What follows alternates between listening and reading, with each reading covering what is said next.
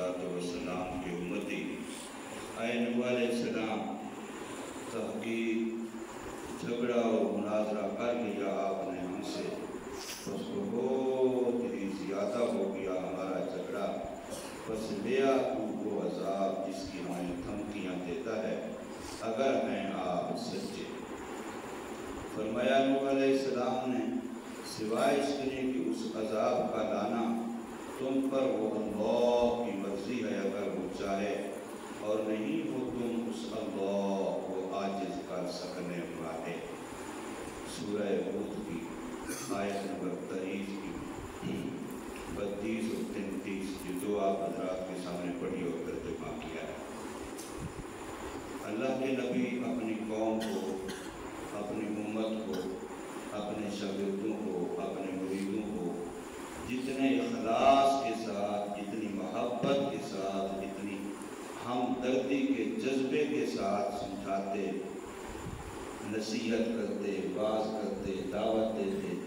آج ہم اس کا تصور بھی نہیں کر سکتے۔ جتنے بھی ہم مخلص بن جائیں، جتنے ہم بڑے دین کے خیرخواہ بن جائیں، کسی نبی کے درد دل کا ہم 1000واں حصہ بھی نہیں بن سکتے۔ ان کو کتنا درد ہوتا تھا، کتنا اڑن ہوتی تھی، کتنا جذبہ ہوتا تھا کہ ایک ایک انسان جو ہمارے دائرۂ نبوت میں ہے وہ کفر سے بچ جائے، شرک سے بچ جائے، جہنم سے بچ جائے، اللہ کے کار، غضب، غصے، عذاب سے بچ جائے۔ ایک ایک انسان کے بارے میں محنت الگ کرتے، دعائیں الگ کرتے، ان کے لیے تدبیریں الگ کرتے، دعوت الگ دیتے، سمجھاتے بجھاتے الگ، ایک ایک کے پاس۔ یہ کتنا بڑا کام ہے، بعض دوسرے کے خیر خواہی اور اپنے مفاد کا ذرہ بھی اس کے لیے شامل نہیں، بلکہ بار بار کہتے تھے بھائی تم سے ہم مال نہیں چاہتے، تمہارے مال تمہیں مبارک، تمہاری دولت تمہیں مبارک ہو، تم اپنی دولت اپنے پاس رکھو، ہم تمہیں کہتے ہیں اپنے اللہ سے جڑ جاؤ، اپنے اللہ کو مان لو، اپنے اللہ کی مان لو، اللہ کی محبت اپنے دلوں میں پیدا کر لو، اس لیے کہ مرنے کے بعد معاملہ اللہ ہی کے ساتھ ہے۔ قبر میں کوئی کسی کے ساتھ نہیں، نہ اپنا کمایا ہوا مال ساتھ ہوگا، نہ اپنا بنایا ہوا گھر ساتھ ہوگا، نہ اپنے بنایا ہوا بیلنس ساتھ ہوگا، کچھ بھی نہیں ہوگا، حتیٰ کہ شہرت ہے، عزت ہے، لوگوں کے اندر واہ واہ ہے، یہ کچھ بھی ساتھ نہیں ہوں گے۔ قبر میں معاملہ خالص اللہ کے ساتھ ہے۔ ہم جتنی نیکیاں لے کے بھی جائیں بظاہر ہمارے خیال میں، اگر اللہ قبول نہ کرے ہم کیا کر سکتے ہیں؟ ایک لمحے میں اللہ رد کر دے، مردود کر دے، دھتکار دے، قبول نہ کرے ہم کیا کر سکتے ہیں؟ اس لیے ایک ہی راستہ ہے، اللہ کو منا لو، اللہ کو منا لو، اللہ کو منا لو، اللہ کی مان لو، اللہ کی مان لو۔ اور یہ چیز بندے کو واضح نظر آتی ہے، قرآن مجید اللہ کا کلام ہے، ایک ایک بات جو قرآن کہہ رہا ہے وہ فرمانے الہی ہے، وہ ہمارے لیے ہدایت نامہ ہے، وہ ہمارے لیے زندگی کا ایک راستہ متعین کرتا ہے کہ آپ نے کاروبار کیسے کرنا ہے، آپ نے لین دین کیسے کرنا ہے، رہن سہن کیسے کرنا ہے، خرید و فروخت کیسے کرنی ہے، لوگوں کے ساتھ معاملات کیسے کرنے ہیں، شادیاں خوشیاں کیسے کرنی ہیں، غمی دکھ آ جائے کیا کرنا ہے، کسی کے ساتھ محبت، کسی کے ساتھ دوستی کیسے کرنی ہے، کسی کے مخالفت، ناراضگی، دشمنی ہو جائے اس کو کیسے سمجھانا ہے، سمجھانا ہے، یہ ساری باتیں قرآن شریعت ہمیں بتاتے ہیں۔ ایک ایک قدم پر ماں باپ جیسے بچے کو کہتے ہیں انگلی پکڑ کے چلاتے سکھاتے ہیں، شریعت اس سے بھی زیادہ ہماری راہنمائی کرتی ہے۔ تو حضرت نوح علیہ السلام لمبا عرصہ قوم کو سمجھاتے ہیں، 950 سال، یہ طوفان نوح سے پہلے کا عرصہ ہے، 950 سال۔ تو پھر قوم ایک دن کہنے لگی، جب بدبختی سوار ہوتی ہے اللہ کی طرف سے، جب بدبختی اور اعمال بد کی نحوست اور اس کا انجام بد سامنے آنا ہوتا ہے تو پھر بندے کو اللہ والوں سے دشمنی ہو جاتی ہے، اللہ والوں سے خواہ مخواہ کی مخالفت ہو جاتی ہے، دین داروں سے خواہ مخواہ کی نفرت ہو جاتی ہے۔ یہ بندے کی بدبختی کی انتہا ہوتی ہے، بس سمجھو اس کا پیالہ بھر گیا ہے، جب بندہ دین کے بارے میں، دین والوں کے بارے میں محتاط زبان استعمال نہ کرے اور دشمنی پہ اترائے، مخالفت پہ اترائے، تو وہ قوم کہنے لگی اے نوح علیہ السلام اتنا عرصہ آپ نے ہمیں سمجھایا،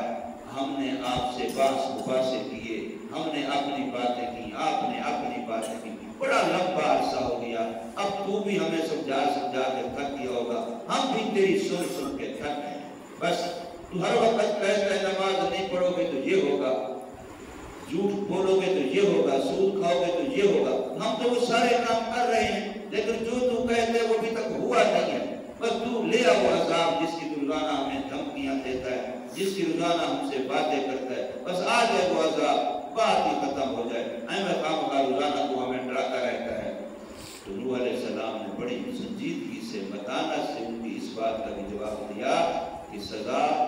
عذاب یہ میرے اللہ کے قبضے میں، میرے قبضے میں نہیں ہے، میں تمہیں صرف بتا سکتا ہوں، تمہیں ڈرا سکتا ہوں، اچھے اعمال کی بشارتیں، خوشخبریاں دے سکتا ہوں، باقی اللہ کی مرضی پکڑے نہ پکڑے، عذاب دے نہ دے، آج دے کل دے، میرا اس سے کوئی تعلق نہیں، وہ میرے اللہ کی مرضی، انشاء اگر وہ چاہے گا تو دے دے گا، نہیں چاہے گا تمہیں ہدایت دے دے، مجھے تو کوئی مسئلہ نہیں ہے۔ تو فرمایا کہ قالوا یا نوح، ان قوم والوں نے کہا جو مانتے نہیں تھے، جو مخالف تھے، منکر تھے، معاند تھے، انہوں نے کہا یا نوح، اے نوح علیہ السلام، قد جادلتنا، ہم نے آپس میں جھگڑا کر لیا، بحث مباحثے کر لیے، ایک دوسرے کو سننا سمجھنا سمجھانا کر لیا، تو ہمیں اپنے دل کی بات بتاتا رہا، ہم اپنے دل کی بات تیرے سامنے کہتے رہے، تو نے ہماری نہیں مانی، ہم نے تیری نہیں مانی، فَأَبْصَرْتَ جِدَالَنَا، ہمارا آپس کا جھگڑا بڑا لمبا ہو گیا ہے، بڑا کثیر ہو گیا ہے، بڑا زیادہ ہو گیا ہے، لہذا اب فَأْتِنَا بِمَا تَعِدُنَا، بس لے آ تو وہ عذاب جس کا تو ہم سے وعدہ کرتا ہے، جس کی تو ہمیں دھمکیاں دیتا ہے، ان کنت من الصادقین، اگر اپنی اس بات میں سچا ہے کہ جب ہم تیری نہ مانیں تو پھر ہم عذاب کے حقدار ہیں، تو پھر لے آ وہ عذاب، ہم تیری مانتے تو ہیں نہیں، 950 سال آپ نے ہمیں سمجھا زور لگا لیا، سارے دلائل دے دیے، سارے طریقے آزما لیے، پیار والا بھی، غصے والا بھی، بھلا والا بھی، اب اس کے بعد بھی ہم نے مانا نہیں، تو پھر لے آ وہ عذاب جس کی ہمیں دھمکیاں دیتا ہے، جس کے وعدے کرتا ہے۔ نوح علیہ السلام نے جواب میں ارشاد فرمایا انما یأتیکم بہ اللہ ان شاء،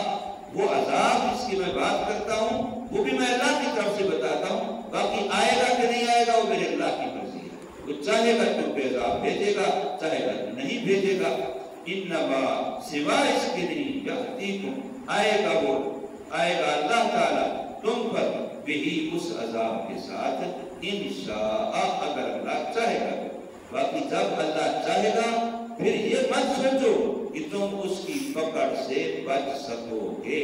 ادھر بھاگ جائیں گے ادھر بھاگ جائیں گے۔ نوح علیہ السلام کے بیٹے نے کہا بڑا طوفان ہے لیکن میں تو اتنے بڑے پہاڑ پر چڑھ جاؤں گا، وہاں پانی کیسے آئے گا، پانی تو نیچے والی جگہ کی طرف جاتا ہے، نشیبی جگہ کی طرف جاتا ہے، میں تو اوپر کو پہاڑ کی چوٹی پر چڑھ جاؤں گا تو وہاں تو پانی نہیں آ سکے گا۔ نوح علیہ السلام نے فرمایا تھا بیٹے لا عاصم اليوم، آج کے دن کوئی بچانے والا نہیں، جب آئے گا عذاب تو چوٹی پر بھی تجھے نہیں چھوڑے گا۔ اور باقی ایسے ہوا، اسی بیٹے سے مکالمہ ہو رہا تھا، باپ دعوت دے رہا ہے کہ بیٹا آج تک تو نے میری مخالفت کی، آجا میری کشتی میں بچ جائے گا، ورنہ پہاڑ کی چوٹی بھی تجھے بچا نہیں سکتی، اونچی جگہ بھی تجھے بچا نہیں سکتی۔ ابھی یہ بات ہو رہی تھی بیٹے اور باپ کی کہ طوفان نوح میں وہ غرق ہوا، ڈبکیاں کھانے لگا فرعون کی طرح۔ نوح علیہ السلام کو پھر بھی بیٹے پہ ترس آیا، اللہ سے درخواست کی یا اللہ تیرا تو وعدہ تھا کہ تو میری اولاد کو، میرے گھر والوں کو بچا دے گا، یہ بھی تو میرا بیٹا ہے، میری آنکھوں کے سامنے غرق ہو رہا ہے، تو آپ کا وعدہ تو میری اہل کو بچانے کا تھا۔ تو اللہ نے کیا جواب دیا اِنَّهُ لَيْسَ مِنْ أَهْلِكَ، یہ آپ کے گھر والوں میں سے، اولاد میں سے ہے ہی نہیں، حالانکہ سکا بیٹا تھا، سکا بیٹا تھا نبی کا۔ اللہ نے فرمایا اِنَّهُ لَيْسَ مِنْ أَهْلِكَ، یہ آپ کی اہل میں سے ہے ہی نہیں۔ کیوں؟ انہو عمل غیر صالح، اس کے عمل تیرے والے نہیں، اس کا کردار تیرے والا نہیں ہے، اس کی زندگی تیری شریعت والی نہیں۔ صدقہ بیٹا ہے، صدقہ اسی کے نطفے سے پیدا ہوا ہے، اسی کی بیوی کے پیٹ سے پیدا ہوا ہے۔ اللہ نے فرما دیا کہ تیرا بیٹا نہیں۔ اب ہم کہتے ہیں کہ کل کو ہم یہ ہو جائے گا، وہ ہو جائے گا، ہمارے باپ دادے، ہمارے فلاں۔ اللہ نبی سے کہہ رہا ہے، اور وہ نبی جس نے 950 سال سے زیادہ قوم کے لیے رو رو کے دعائیں بھی کی ہیں اور محنت بھی کی ہے اور ان کو سمجھایا بجھایا بھی ہے۔ اس لیے فرمایا کہ جب اللہ کا عذاب آئے گا فما انتم بمعجزین، پھر تم اللہ کی پکڑ سے بچ جاؤ، اللہ تمہیں پکڑنے میں عاجز ہو جائے، اللہ تمہیں سزا دینے میں عاجز ہو جائے، تم اللہ کو ہرا دو، تم اللہ کو تھکا دو، ایسا نہیں ہو سکتا۔ اذا بطشتم بطشتم جبارین، جب اللہ پکڑتا ہے تو اس کی پکڑ بڑی سخت ہے۔ ڈرو اس کی پکڑ سے، ڈرو اس کی پکڑ سے۔ آج وقت ہے کہ مل جاؤ، ورنہ جب اس کی پکڑ آتی ہے پھر اذا بطشتم بطشتم جبارین، پھر اس کی پکڑ سے بچنا بہت مشکل ہے۔ اللہ ہمیں سمجھ نصیب فرمائے، عمل کی توفیق دے۔